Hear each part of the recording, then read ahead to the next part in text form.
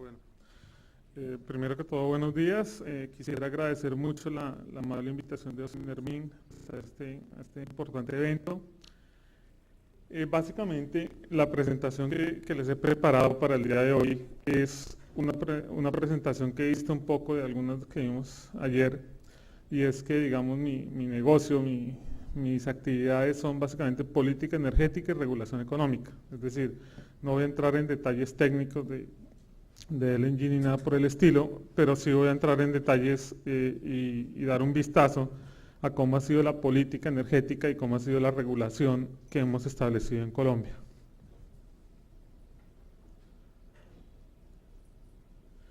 Esta presentación la he dividido en tres partes.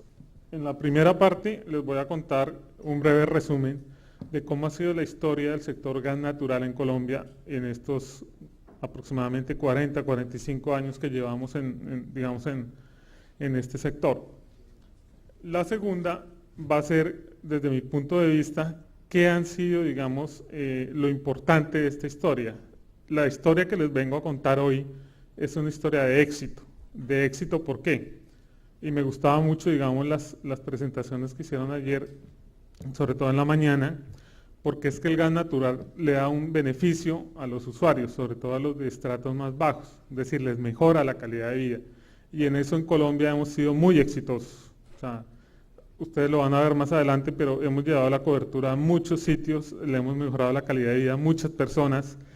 Y no solamente eso, no solamente es que el servicio le llegue al usuario, que ya no tiene que quemar leña, que ya no tiene que pagar altas tarifas de energía para hacer cocción, para digamos, tener agua caliente, sino que también el gas natural es un motor a la industria, o sea, al comercio y a la microindustria y a la gran industria.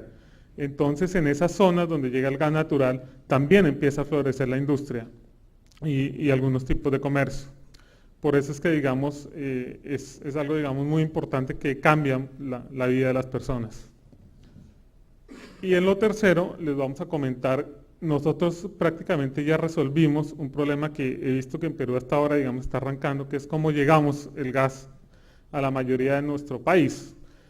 Pero, digamos, una vez que se cumple eso, empiezan a surgir otros problemas ya derivados de ese éxito del programa de masificación, que quisiera, digamos, también compartirles para que ustedes se dieran cuenta en qué estamos. Nosotros, digamos, ya la cobertura no es tanta la preocupación, pero sí surgen otros problemas que nos toca atacar, digamos, en parte gracias a ese éxito que tuvimos en la primera etapa. Bueno, ahí creo que no se ve muy bien, pero yo les cuento. Básicamente, la historia del gas natural en Colombia comenzó en el año 1967, que fue que descubrimos un gran yacimiento en el norte de Colombia, en La Guajira, en el departamento de La Guajira. Cuando se descubre ese gran yacimiento de gas, pues básicamente comienza la pregunta que se hace cualquier gobierno: ¿qué vamos a hacer con eso? Colombia no sabía, no teníamos experiencia, no teníamos regulación, no teníamos empresas, y comienza, digamos, a preguntarnos, bueno, hay un recurso, hay que utilizarlo, ¿cómo lo utilizamos? Durante más o menos 20 años, 25 años, desde que descubrimos ese campo de La Guajira hasta 1993, adoptamos lo que sabíamos en ese momento, que era los servicios públicos los presta el Estado, por empresas estatales, ya sean de carácter nacional o departamental. Y eso fue lo que hicimos. Sencillamente, pues, se creó una gran empresa estatal destinada al transporte de ese gas de la costa, donde lo encontramos, hasta el interior, que comenzara a hacer la red de distribución, y básicamente se comenzaron a crear empresas estatales para tal fin. Lo mismo, digamos, que aplicábamos al sector de energía eléctrica, que es mucho más antiguo, fue lo que aplicamos en su momento. ¿Qué fue lo que pasó? Aquí es donde se parte la historia del sector de gas natural en Colombia. En el año 1994 sacamos una ley, que es la Ley de Servicios Públicos Domiciliarios. Si me preguntan por qué ha tenido éxito el programa de masificación en Colombia, yo diría que por esa ley. Es una ley muy bien escrita, obviamente tendrá sus problemas, le hemos hecho algunas modificaciones, pero es una ley muy técnica, muy bien escrita, y es un claro ejemplo de cómo con una normatividad adecuada se puede cambiar la vida de las personas. Es decir, para mí esta ley ha tenido un impacto enorme en todo el país, en el bienestar de los colombianos, y por eso digamos que me parece el hito en esta historia. ¿Cuál fue el cambio y por qué surgió esta ley que les cuento? La ley 142 de 1994. Colombia en el año 91 y 92 tuvo un racionamiento prolongado de energía eléctrica.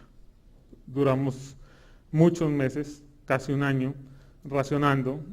Pues yo me acuerdo cuando era pequeño en ese momento, que uno llegaba al colegio y no tenía luz. Y no tenía luz por ahí hasta las 10, 11 de la noche. Eso fue un inconveniente para todos. Tuvo un costo industrial, en bienestar grandísimo. Y en ese momento, digamos que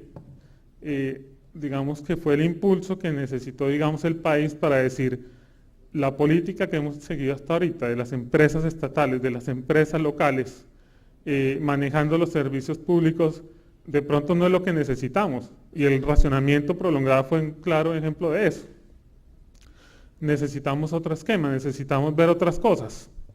Entonces, en esta ley obviamente traímos consultores de muchos lados, sobre todo los británicos que están muy avanzados en el tema, y se dio un paso que puede que ahorita, digamos, no sea tan raro, pero en ese momento en Colombia fue rarísimo, y es que las empresas privadas y mixtas podían prestar los servicios públicos domiciliarios.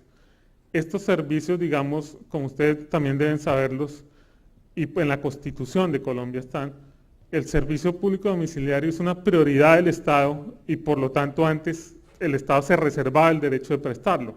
¿Por qué? Por el gran impacto en el bienestar de los residentes que tiene no solamente el hecho de que le llegue el servicio, sino de cuánto cuesta. Es decir, es un impacto social tan profundo que el mismo Estado, de su Constitución, se reservaba el derecho de prestarlo por ser algo, digamos, tan importante.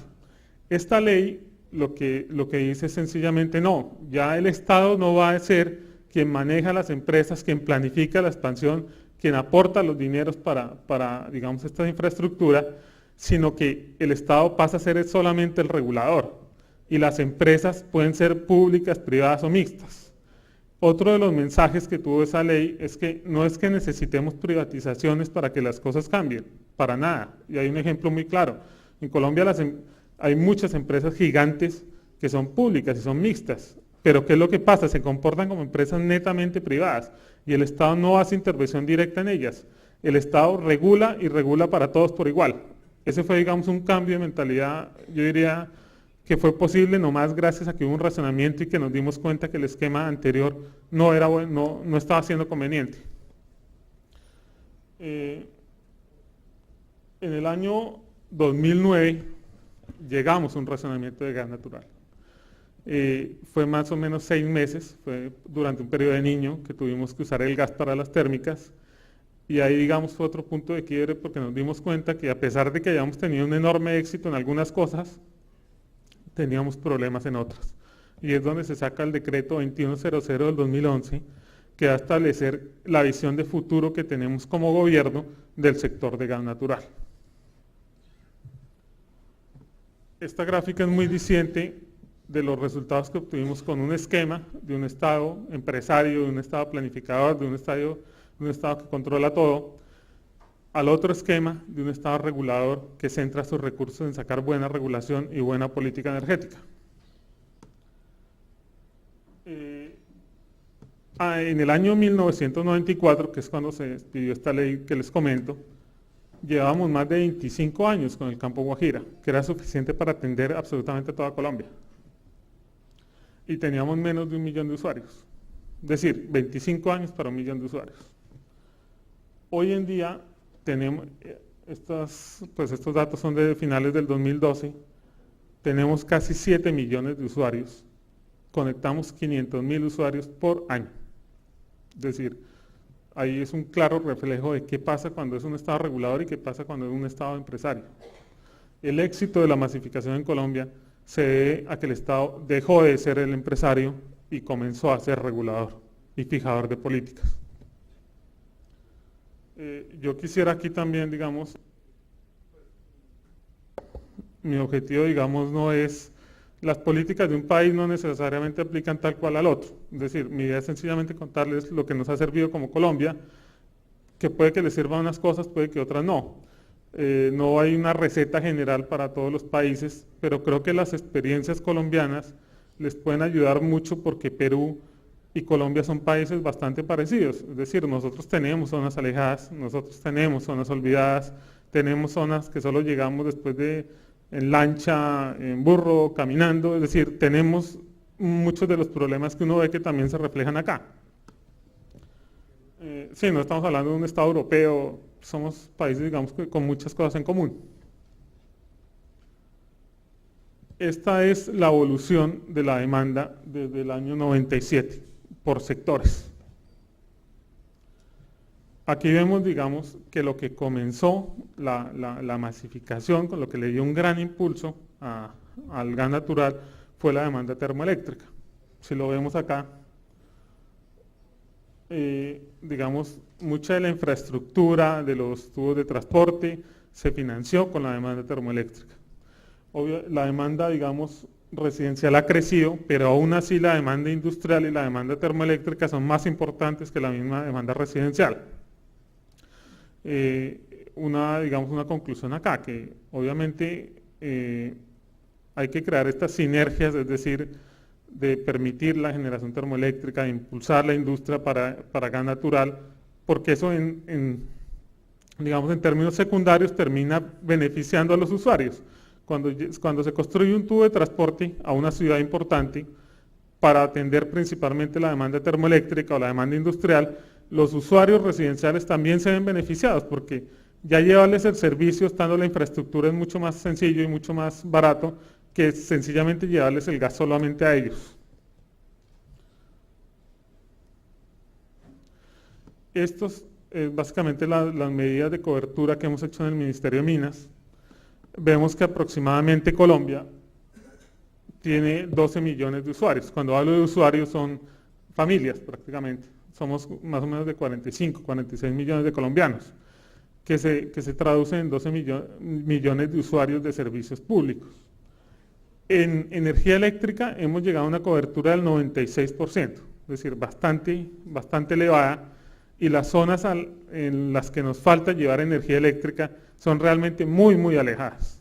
Es decir, tenemos un éxito en cobertura en energía eléctrica y cada vez es más complejo ampliar esa cobertura, porque ya es llegar en zonas a la mitad de la selva, ya es llegar en pueblos indígenas, donde culturalmente tampoco tienen, digamos, como la necesidad de este servicio.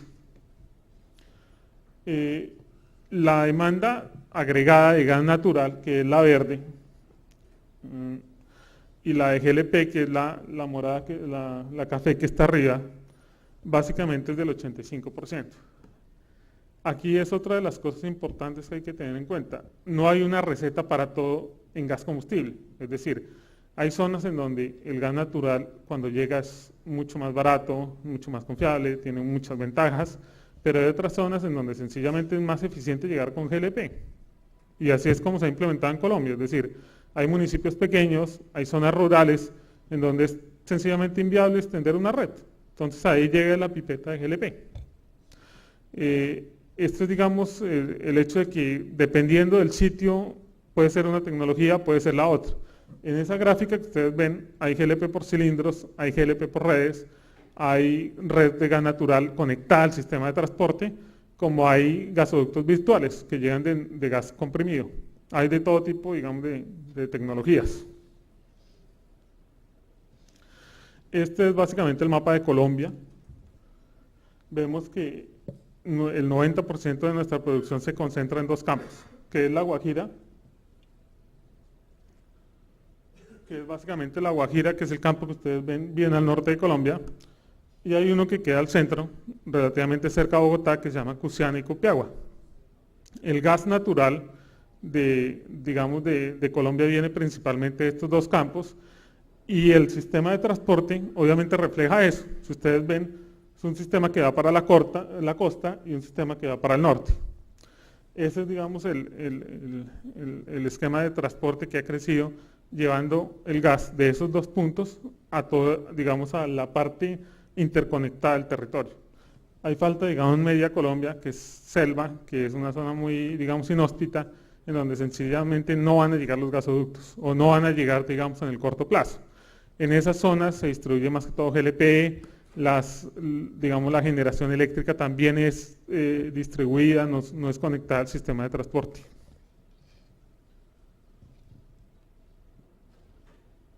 Bueno, entonces, después de ver cómo esta historia de cuál ha sido el sector de Colombia, quisiera centrarme en los puntos que para mí han posibilitado, digamos, este éxito.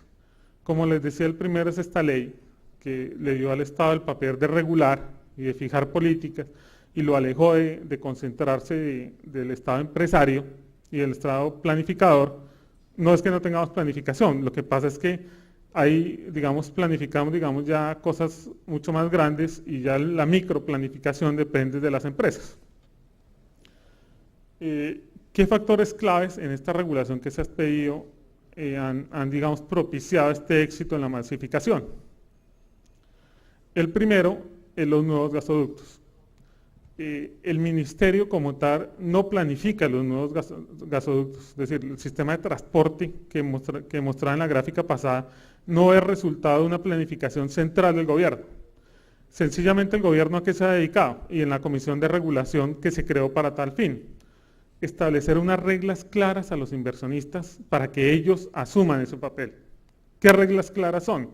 Sencillamente, la metodología para remunerar gasoductos es una metodología pública que dura cada 5 años y sencillamente cuando se quiere construir un gasoducto nuevo, cualquier empresa envía una solicitud tarifaria a la CREC, que es nuestro órgano regulador.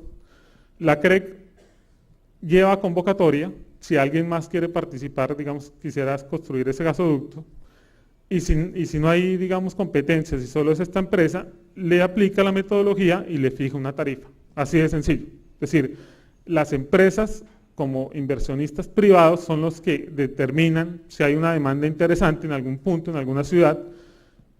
Ellos son los que llevan las propuestas a la CREC, ellos son los que hacen la inversión. La CREC sencillamente le fija la metodología y le fija unos cargos y le da estabilidad en las reglas de juego. Así es, ustedes ven, digamos, ese sistema de transporte ha crecido, digamos, en su gran mayoría de esta forma y ha sido un esquema muy exitoso. Y ha sido un esquema en donde el sector privado ha propiciado esta construcción de grandes obras de gasoductos. Hay otro, digamos, punto importante, que es que los ramales, que son ya los gasoductos más pequeños que conectan esa gran red que ustedes vieron, con pequeños municipios a su alrededor, son estampillados. Es decir, el costo de un ramal es pagado entre todos los usuarios de ese gasoducto. Eso lo que hace es que el construir es un subsidio cruzado que hace sencillamente que el llegar a un municipio no se recargue ese costo de ese ramal a los usuarios de ese municipio, sino que lo terminan pagando solidariamente todos los usuarios de ese gasoducto. Entonces, para las grandes ciudades, para las grandes industrias, es un incremento muy bajo en la tarifa, pero para el municipio pequeño, en donde acaba de llegar la energía, el gas natural, es un enorme alivio tarifario. Ese ha sido, digamos, otro de los éxitos de cómo una buena regulación propicia a que el esquema, digamos, crezca.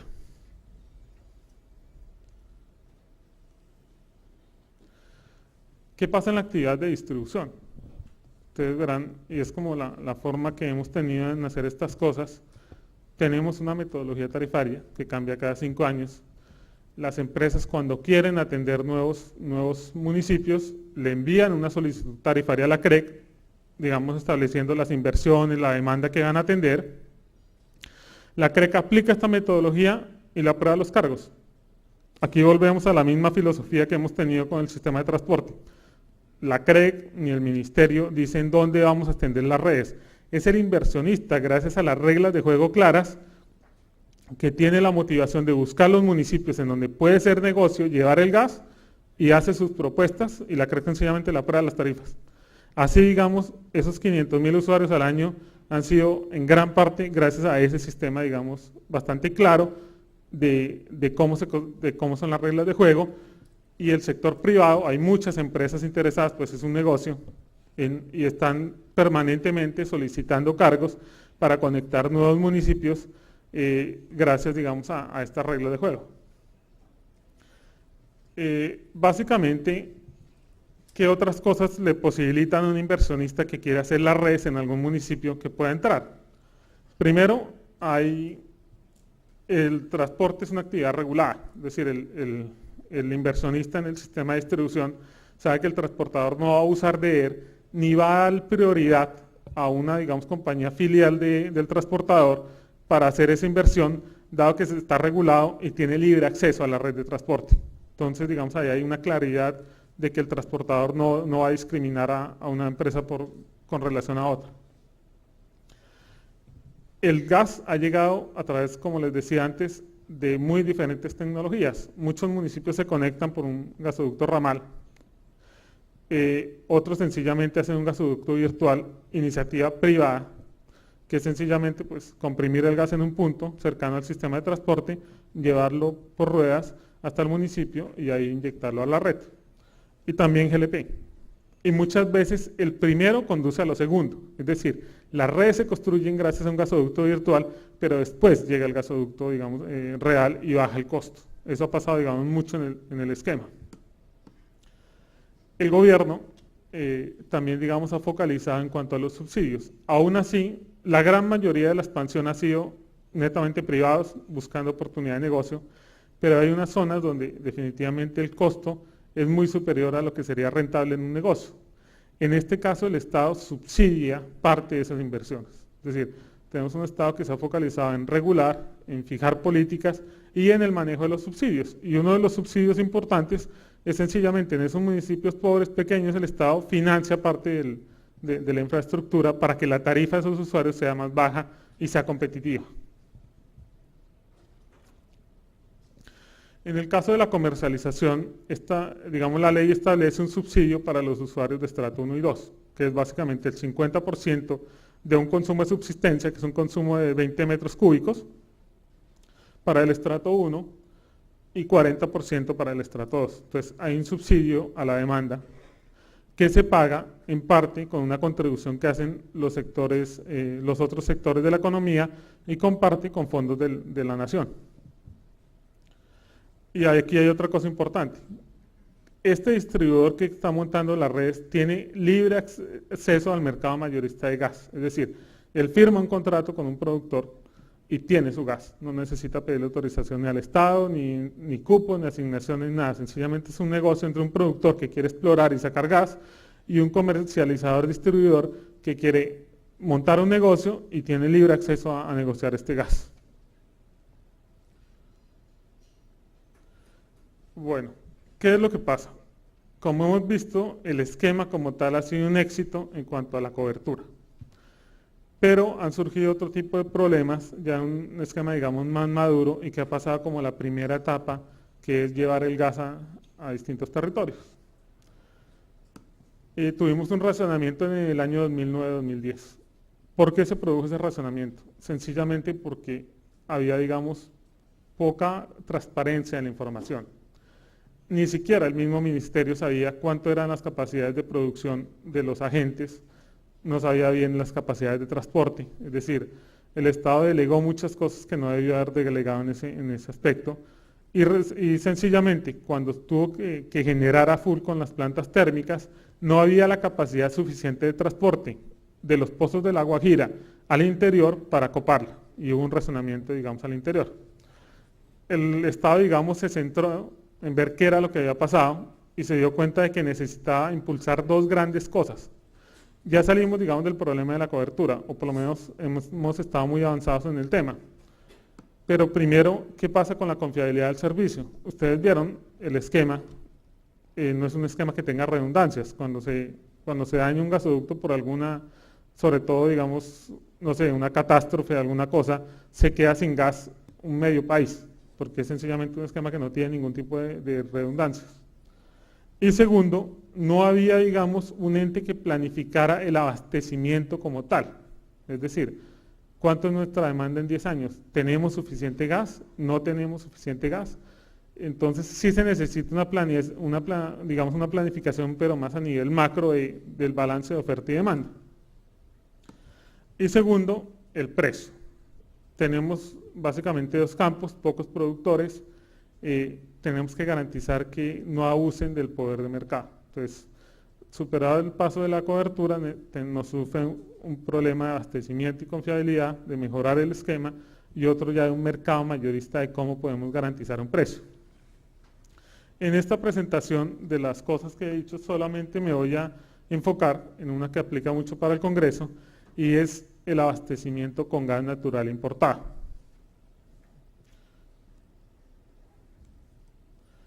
Aquí están la curva de oferta y la demanda proyectada de Colombia, básicamente desde el año 2013 hasta el año 2022. La curva azul es la capacidad de producción que tenemos. Vemos que está en declive porque el campo de La Guajira, que es nuestro campo más grande, está declinando. Por otro lado, la línea roja es la demanda de todos los sectores, incluyendo la generación termoeléctrica. Vemos que al paso que vamos a tener un déficit en el año 2017. Es decir, tomamos muchas medidas para fomentar la exploración, la producción, pero aún así vemos que nos estamos quedando sin gas, o por lo menos en el mediano plazo. ¿Qué tenemos que hacer? Construir una planta de regasificación que nos permita importar ese gas y garantizar que todo este esquema siga teniendo gas natural, sobre todo en lo relativo a la generación de energía termoeléctrica, porque si ustedes ven, el resto de la generación, digamos, aguantaría hasta el 2020, pero si le sumamos la variable termoeléctrica, ya tenemos un déficit en el 2016-17. Básicamente, ¿cómo vamos a hacer esa infraestructura? En la línea de muchas de las cosas que hacemos. Damos los incentivos y que sea el sector privado, las empresas públicas o digamos las empresas privadas o las empresas mixtas quienes construyan esa infraestructura. Básicamente esa planta va a servir, digamos, para la demanda de gas no térmica, pero sobre todo para la generación térmica, y va a ser ese sector el que va a estar encargado de construir esta facilidad. ¿Cómo es? Básicamente, si no tenemos gas, nos toca generar con diésel, que es mucho más costoso. Entonces ahí hay un posible ahorro entre lo que nos costaría generar con diésel y lo que nos ahorraría tener el gas natural importado. Ese ahorro se lo vamos a pagar a los generadores térmicos para que ellos construyan esa infraestructura. Aquí volvemos otra vez a la forma como hacemos las cosas, dando el incentivo y que sean los agentes privados los que construyan este tipo de infraestructura. Entonces ahí básicamente el costo ahorrado le pagamos un porcentaje, no todo, a los generadores térmicos para que ellos solucionen el problema de construir una planta de regasificación. Gracias a ese esquema de incentivos hay dos proyectos actualmente en Colombia. Uno que va a arrancar, o sea, va a estar listo en diciembre de 2015, que es una planta de regasificación en la costa norte, probablemente en lo que es Cartagena o lo que es Santa Marta. Hay un concurso, una licitación que se está haciendo, que lo hacen, digamos, las empresas generadoras, y están, digamos, esos dos proyectos viendo cuál es el más eficiente, pero va a ser en la costa norte. Y hay otro proyecto que ese sí no está, digamos, ese tiene, digamos, más incertidumbre, que es en la costa pacífica, que es en el puerto de Buenaventura. Ese, digamos, todavía no ha arrancado y tiene incertidumbre financiera. ¿Por qué? Porque los generadores termoeléctricos que están ubicados en esa zona son, digamos, más pocos de los que están ubicados en la costa norte, que es la gran mayoría del parque. Entonces, con esta infraestructura, Colombia va a resolver uno de los problemas que vemos en el mediano plazo, que es tener gas suficiente para seguir alimentando nuestro sistema. Pues les quiero agradecer mucho y es básicamente la historia de nuestro esquema. Gracias.